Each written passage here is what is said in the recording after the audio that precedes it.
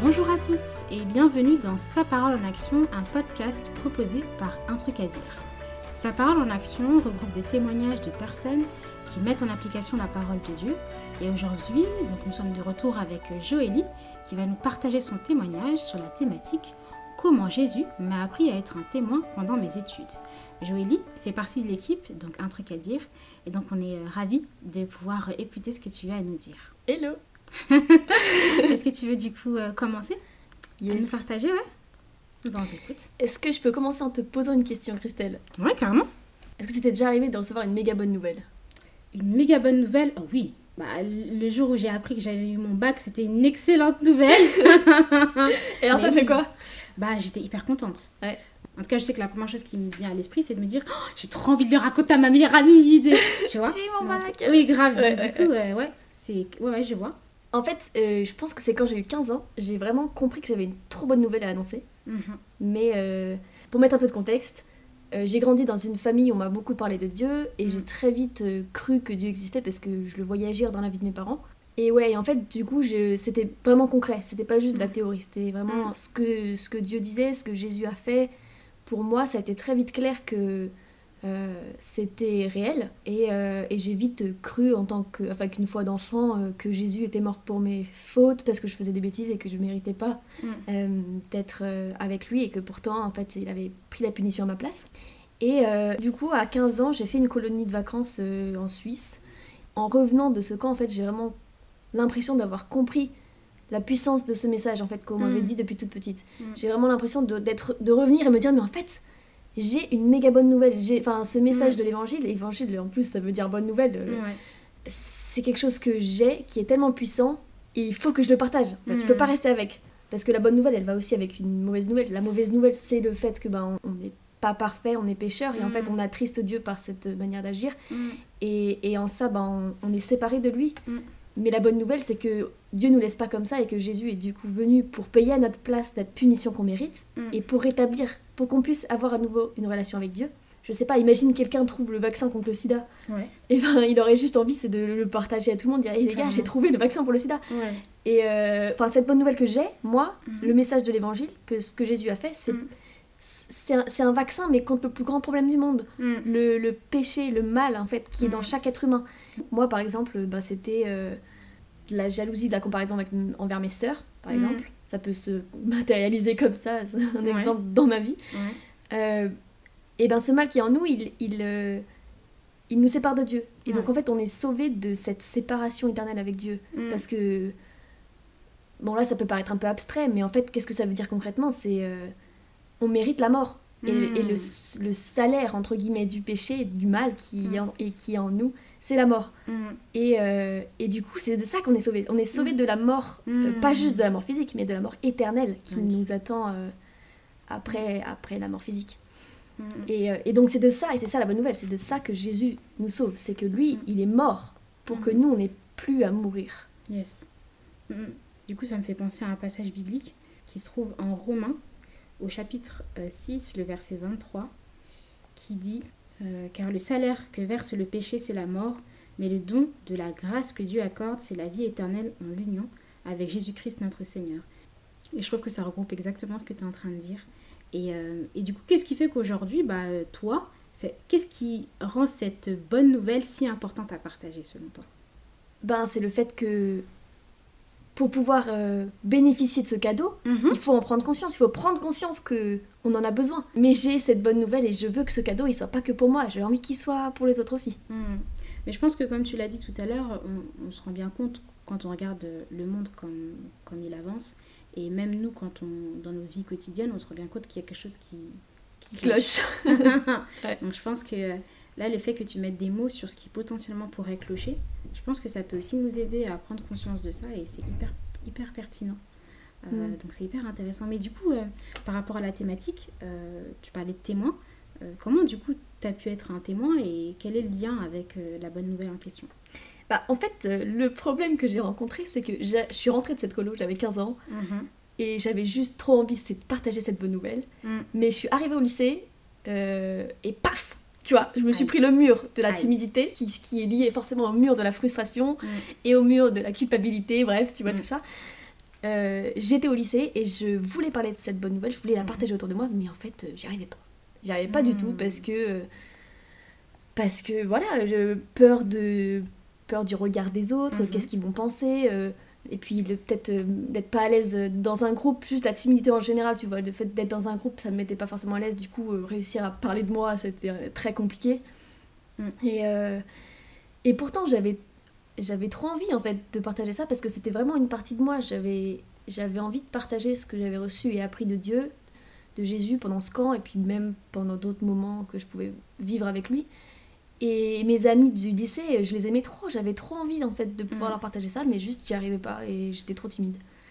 Et voilà, j'étais du coup hyper frustrée parce que j'y arrivais pas, donc c'est un cercle vicieux, tu vois, où t'as juste tellement envie qu'ils puissent avoir ce cadeau eux aussi.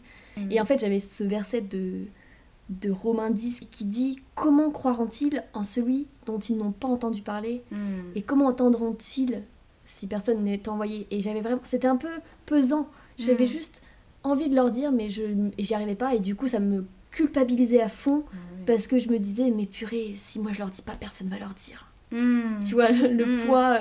Ouais, clairement, le poids, effectivement, que tu avais sur les épaules était très, très grand. Donc, je comprends ce que tu ressens. Mais du coup, qu'est-ce qui t'a aidé finalement ? Bah, la première chose, je pense que c'est Dieu qui m'a libérée du coup de cette timidité. Il y a ce verset dans Marc 1, verset 35, je sais pas si tu l'as, tu peux le lire. Je l'ai. Le lendemain, bien avant l'aube, en pleine nuit, il se leva et sortit. Il alla dans un lieu désert pour y prier. Et donc, ouais, ça parle de Jésus qui se lève plus tôt et qui va prier avant chaque journée. Et je me disais, mais Jésus, il a besoin de passer du temps avec Dieu, alors qu'il est lui-même Dieu. Et moi, alors, est-ce que, en fait, j'aurais pas d'autant plus besoin de passer du temps avec Dieu ? Et du coup, en fait, ce que j'ai fait, c'est que avant d'aller au lycée, pour aller au lycée, je prenais le bus. Mais en fait, là, je me suis dit, je vais y aller à pied. Et je traversais un parc. Avec où c'était vraiment il y avait une petite mare et tout, en fait, trop chouette le parc, et je me suis dit bah voilà, j'ai envie de discuter avec Dieu, et j'ai vraiment commencé presque tous les matins, je sais plus si c'était tous les matins ou quoi, mais régulièrement en tout cas, à venir plus tôt, à partir plus tôt avant les cours pour prendre le temps de marcher et de discuter avec Dieu dans ce parc. Et du coup tout ce que j'arrivais pas à dire aux gens, en fait, toute la frustration, tu vois, et ben je pouvais le dire à Dieu, et je sais que lui me jugeait pas, je sais que lui pouvait écouter tout ce que j'avais à lui dire. Et déjà, ça m'a libéré un peu d'un poids, tu vois. Et j'ai commencé aussi à prier pour mes journées, à prier pour mes amis, et à lire la Bible pour savoir qu'est-ce que Dieu pensait de tout ça. Et puis petit à petit, en fait, j'ai compris une chose déjà, c'était que Dieu, il ne me voyait pas timide. Et j'étais parfaite, mais grâce à Jésus. Parce que Jésus, en fait, quand Dieu me voit, il voit Jésus. Enfin, c'est bizarre à dire, je sais pas si c'est exactement juste. Mais en tout cas, il me voit pas timide. Et je trouvais que du coup, mon identité, elle était pas dans ma timidité. Et ça, une fois que j'ai compris ça, ça m'a quand même permis de lâcher un peu prise. Et puis la deuxième chose que j'ai compris, c'est quand je demande pardon, je suis pardonnée. Il y a ce verset de 1 Jean 1, verset 9. Donc c'est le verset 9, ouais. Si nous reconnaissons nos péchés, Dieu est fidèle et juste. Et par conséquent, il nous pardonnera nos péchés et nous purifiera de tout le mal que nous avons commis. Yes. Et du coup, j'avais plus besoin de porter la culpabilité qui s'accablait sur moi parce que je ratais les occasions, parce que peut-être je blessais des gens par le fait de rien dire ou quoi. Et il y a ce verset aussi de Romains 8, verset 1 qui dit « Il n'y a plus aucune condamnation pour ceux qui sont en Jésus-Christ ». Et ça, c'est fort de se dire « Mais non, toutes ces pensées qui m'accusent en fait et qui me disent « Joélie, regarde, t'as raté cette occasion, t'es nulle, tu sais rien faire. » Tout ça, non, je peux leur dire non parce que je n'ai plus aucune condamnation, parce que c'est Jésus qui a pris la condamnation à ma place. Et ça m'a vraiment libérée d'un poids énorme. C'est hyper intéressant, et du coup, moi, ça m'a fait penser à un verset qui est pas mal encourageant par rapport à ce que tu dis et par rapport à la timidité, qui se trouve en 1 Timothée 4 au verset 12, qui dit que personne ne te méprise pour ton jeune âge, mais efforce-toi d'être un modèle pour les croyants par tes paroles, ta conduite, ton amour, ta foi et ta pureté.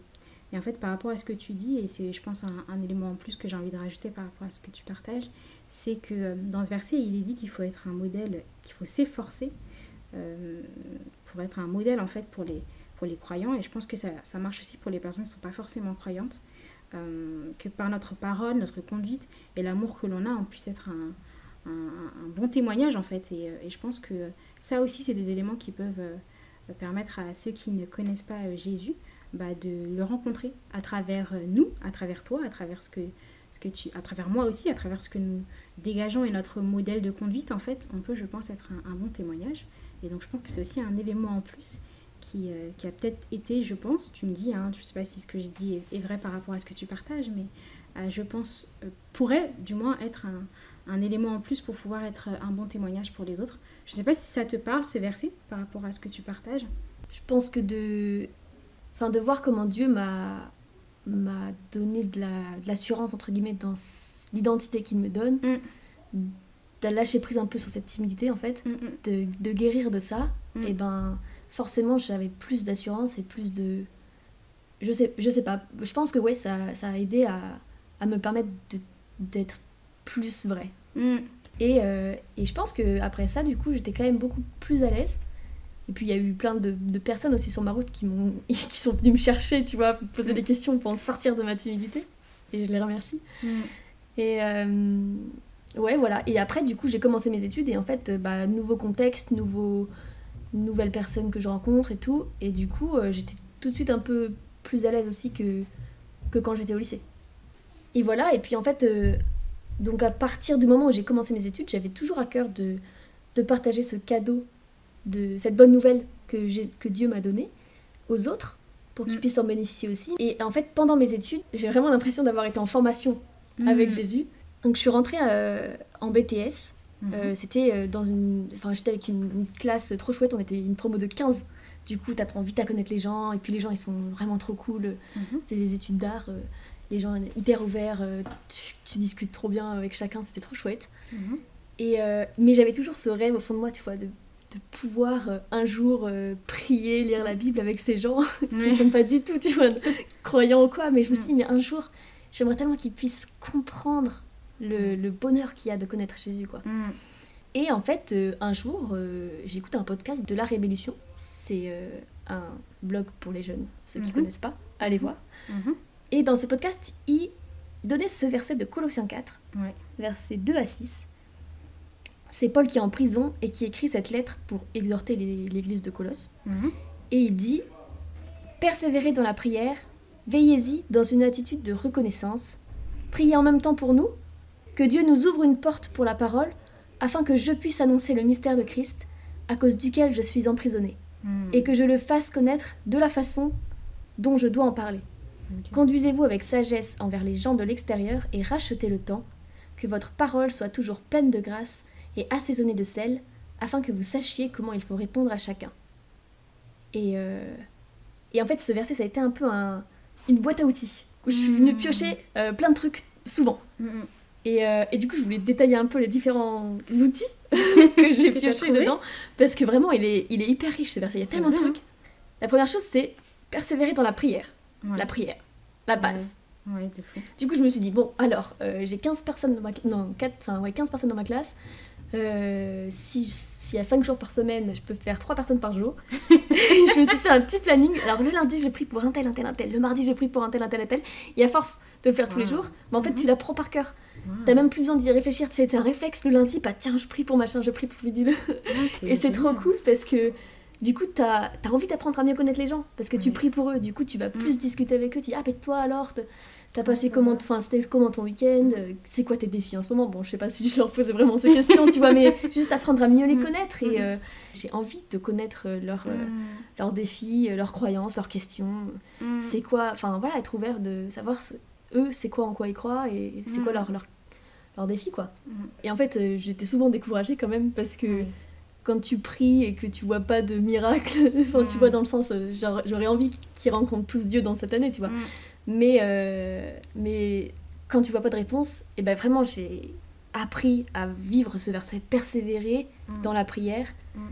Et du coup, un jour, je me suis dit, c'était en 2e année, je me suis dit, ok, à partir de maintenant, je vais venir plus tôt à l'école pour prier dans la classe quand il y a personne. Et je me suis dit, ok, je fais ça pendant une semaine. C'était la semaine de préparation des JPO, des portes ouvertes, et du coup, on commençait plus tard, donc je vais venir un petit peu plus tôt, et puis comme ça, j'ai la salle toute vide, et je peux prier à voix haute pour chacun, dans où est-ce qu'ils sont et tout.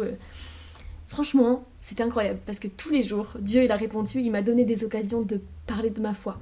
Genre vraiment, genre des gens qui me posaient des questions, bah tiens, c'est quoi ton bracelet? Ah bah tiens, je sais plus c'était quoi les questions, mais genre juste des occasions de parler de Dieu, de manière toute simple, toute naturelle et juste de la curiosité, enfin trop chouette.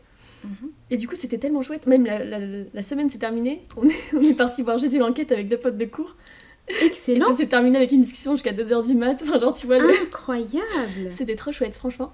Et du coup ça m'a tellement motivée que j'ai fait ça jusqu'à la fin de l'année, de venir plus tôt le matin pour prier pour les gens quoi. Ah c'est excellent. Toi qu'est-ce que ça t'a apporté de faire ça?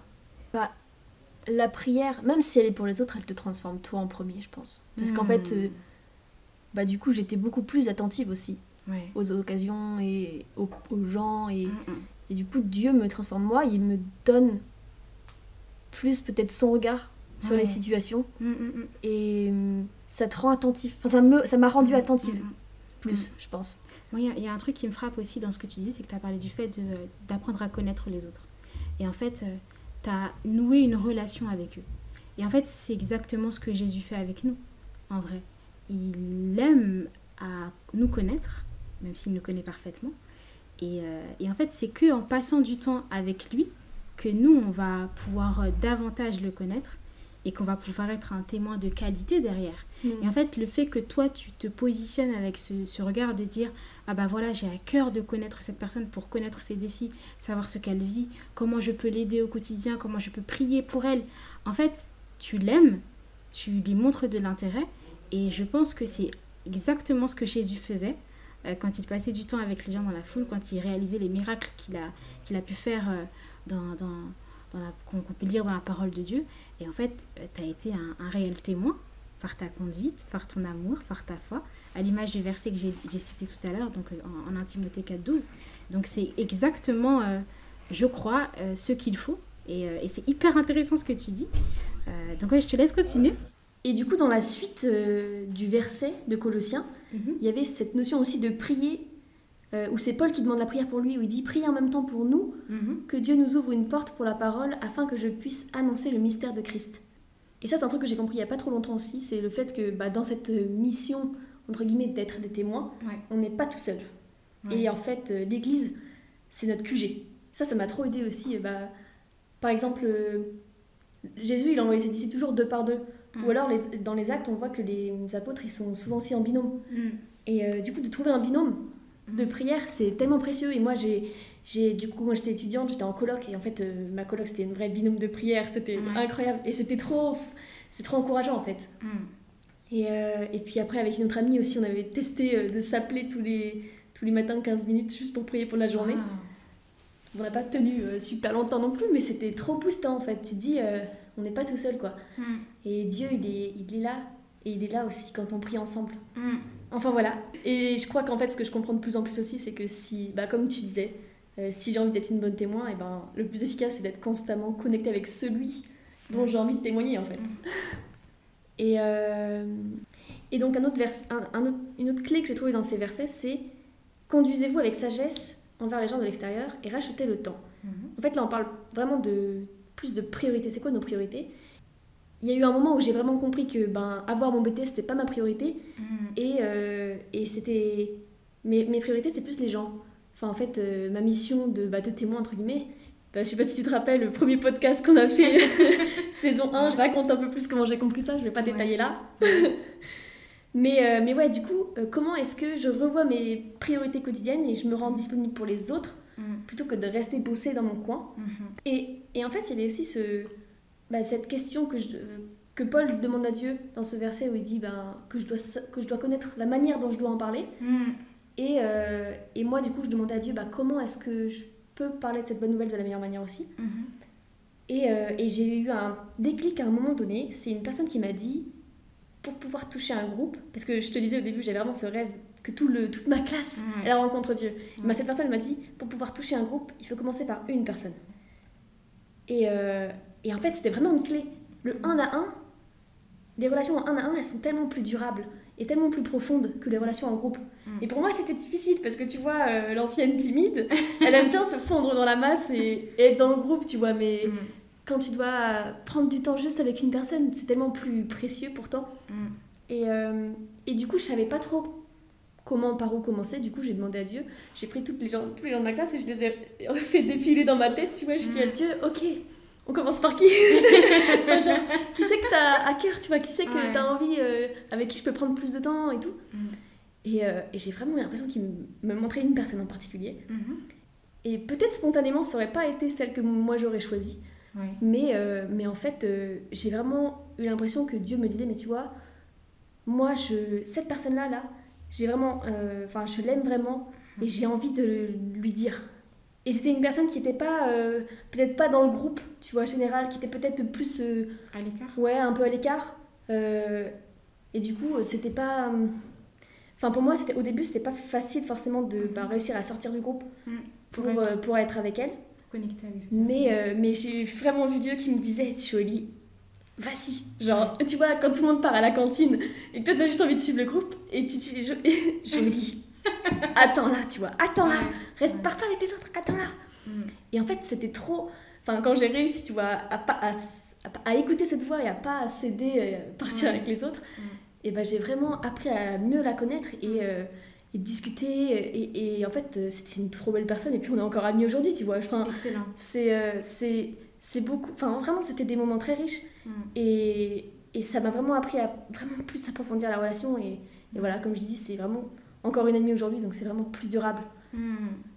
Et du coup, il y a un truc qui, moi, il y a un verset notamment qui m'est venu à l'esprit quand tu parlais de culpabilité et surtout du poids, en fait, que ça peut représenter d'avoir une si grande nouvelle et ce zèle, en fait, que tu avais de vouloir aller annoncer à toute ta classe que Jésus et ce que Jésus a fait, en fait, sur terre. Et en fait, il y a un truc que moi, qui m'a fait beaucoup de bien, en fait, à un moment donné, où moi-même, j'étais dans le même état d'esprit que toi, c'est-à-dire le désir de vraiment aller parler, etc., montrer aux gens, en fait, que Dieu les aime. Et en fait, il y a un verset qui m'a vraiment fait du bien. C'est un verset qui se trouve en Matthieu, au chapitre 11, le verset 28, qui dit « Venez à moi, vous tous qui êtes accablés sous le poids d'un lourd fardeau, et je vous donnerai du repos. » Et la suite de le verset 29 dit « Prenez mon joug sur vous et mettez-vous à mon école, car je suis doux et humble de cœur, et vous trouverez le repos pour vous-même. » Et en fait, ce verset, il m'a fait beaucoup de bien, parce que je me suis rendu compte que je pouvais déposer, mais vraiment tout le poids, toutes les responsabilités que je peux avoir à l'idée de me dire, les responsabilités que je me mets moi-même, c'est-à-dire la pression que je me mets moi-même par rapport à la bonne nouvelle, par rapport au fait d'aller annoncer aux autres que Dieu les aime et que moi personnellement des fois je me sens pas capable. Ce verset-là m'a fait beaucoup de bien parce que je me suis dit, en fait, j'ai le droit de déposer tout ce qui me fait peur, mes craintes, mes tristesses, etc. Je peux les déposer au pied de la croix, les déposer au pied de Jésus et ne plus m'en préoccuper. Et laisser Dieu faire, laisser Jésus me transformer pour pouvoir aller annoncer comme il le désire. Et en fait, ce que je trouve hyper intéressant, c'est que la parole de Dieu t'a vraiment aidé à capter les bons moments, à capter, à avoir la bonne attitude, à être sensible à l'autre en fait. Parce qu'effectivement, c'est pas que le fait de partager l'évangile, c'est aussi le fait d'être à l'écoute de la personne, de savoir à ce moment-là, est-ce qu'elle a besoin de recevoir ça, est-ce qu'elle a besoin d'entendre ça à ce moment-là. Et en fait, je trouve génial la manière dont le Seigneur t'a montré comment faire les choses, comment le Seigneur t'a formé, effectivement, pour être un meilleur témoin. Et c'est super encourageant ce que tu nous partages.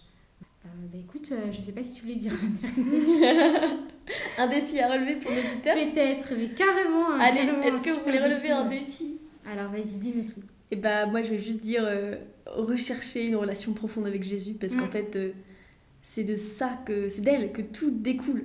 Je sais pas, part te balader dans la forêt, dans la campagne, dans ta chambre, au volant de ta voiture, tu vois, tu discutes avec ton créateur.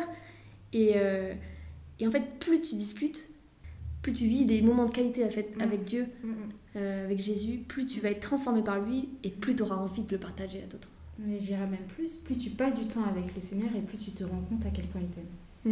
Et bien écoute, je te remercie vraiment. Merci beaucoup Joëlie pour ce que tu partages. C'est vraiment encourageant. J'espère que nos auditeurs ont été encouragés comme je l'ai été aussi. Et bien écoutez, on se retrouve une prochaine fois pour un prochain podcast donc de Sa parole en action. Et puis d'ici là, on n'oublie pas de mettre sa parole en action. Donc voilà, merci Julie. Salut. Salut.